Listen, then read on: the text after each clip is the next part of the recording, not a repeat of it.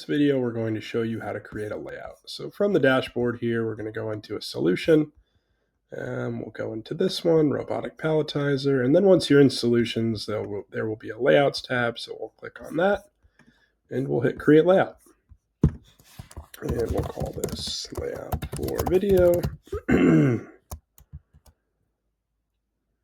Layout of an AMR and a palletizer.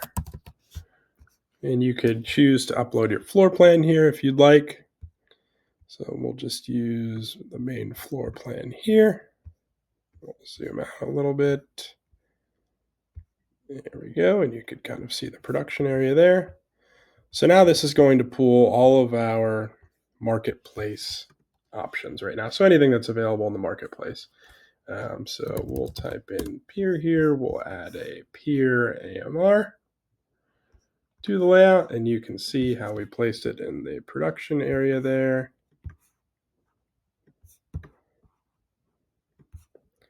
And you could actually go in and move it around as well.